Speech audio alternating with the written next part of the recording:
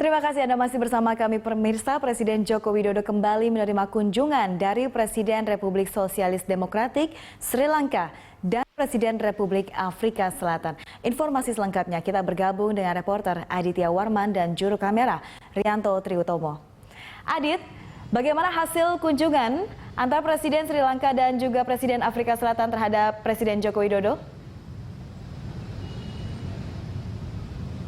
Ya, Sri dan juga pemirsa, hari ini Presiden Republik Indonesia Joko Widodo memiliki dua agenda pertemuan dengan dua kepala negara pada hari yang sama. Yang pertama ialah pertemuan dengan Presiden Sri Lanka yaitu Maithripala Sirisena, dan yang kedua ialah Presiden Joko Widodo akan dijadwalkan bertemu dengan Presiden Republik Afrika Selatan yaitu Jacob Zuma. Nah, nantinya pertemuan antara Presiden Jokowi dan juga Presiden Afrika Selatan ini direncanakan akan berlangsung pada pukul 15 waktu Indonesia Barat. Sedangkan pertemuan dengan Presiden Sri Lanka yaitu Presiden Sirisena ini sudah mulai dilakukan ataupun telah terjadi sekitar pukul 10 pagi tadi. Dan sampai saat ini juga pertemuan masih berlangsung di Istana Merdeka Jakarta. Ya, Sri dan juga pemirsa, ini yang cukup menarik bahwasannya kunjungan dari Presiden Sirisena ini dapat dikatakan cukup bersejarah setelah memang terakhir kali Presiden Sri Lanka menginjakkan kaki di Indonesia 41 tahun yang lalu. Ini sekitar 41 tahun hubungan antara Republik Indonesia dan juga Republik Sosialis Demokratik Sri Lanka terjalin, dan sejauh ini memang sejumlah kerjasama telah dilakukan antara kedua negara. Tadi acara penyambutan kenegaraan seperti biasa, seremoni ini diberlangsungkan begitu untuk menyambut Presiden Sirisena di Istana Merdeka Jakarta. Dentuman meriam ini menandakan bahwasannya apresiasi terbesar dari persahabatan yang memang sudah terjalin sekitar 70 tahun lamanya, walaupun memang kita ketahui Indonesia dan Sri Lanka memiliki sejarah kedekatan yang cukup banyak antara perdagangan yang memang sudah terjadi sejak 70 tahun yang lalu. Ya, Sri dan juga pemirsa, memang dalam pertemuan ataupun perbincangan antara kedua kepala negara tersebut, Indonesia membahas ataupun menggarisbawahi pertemuan ini terhadap dua topik yang menjadikan penting Sri Lanka di mata Indonesia. Yang pertama ialah Presiden Joko Widodo membicarakan terkait masalah kerjasama dalam bidang perekonomian. Nah, dalam bidang perekonomian ini Presiden Joko Widodo akan menindaklanjuti bantuan asistensi dari Republik Indonesia untuk pembangunan, tidak hanya pembangunan infrastruktur, namun juga pembangunan perekonomian di Sri Lanka ataupun di Colombo. Nah, nantinya kerjasama ini akan ditindaklanjuti dengan penerapan Free Trade Agreement ataupun pembebasan perdagangan bebas, maksud kami.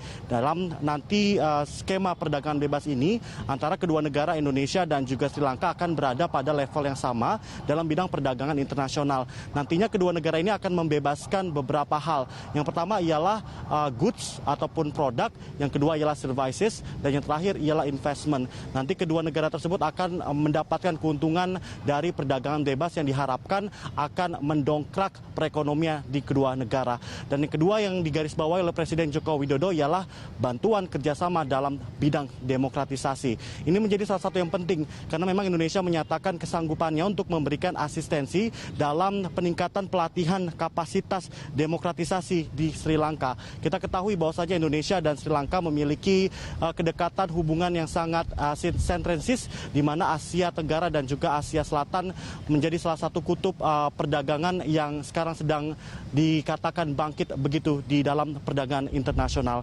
Ya, Sri dan juga pemirsa, dalam pembicaraan kedua kepala negara tersebut di Istana Merdeka Jakarta, memang ini akan menghasilkan sebuah kerjasama yang akan ditindaklanjuti oleh masing-masing kementerian terkait yang memang saya sebutkan barusan. Yasri. Adit, kapan pastinya kerjasama tersebut terkait dengan antara kementerian dilakukan dan kapan kita bisa melihat progresnya? Ya, Zasri, yang cukup menarik, nantinya pertemuan ini akan menghasilkan 3 agenda ataupun perjanjian kerjasama yang memang sudah ditandatangani oleh kementerian terkait. Kami dapat sebutkan yang pertama ialah Memorandum of Understanding ataupun agenda kerjasama dalam bidang kemaritiman dan juga kelautan. Tadi memang terlihat Menteri Susi Pujiastuti ikut bersama Presiden Joko Widodo untuk menandatangani kerjasama tersebut.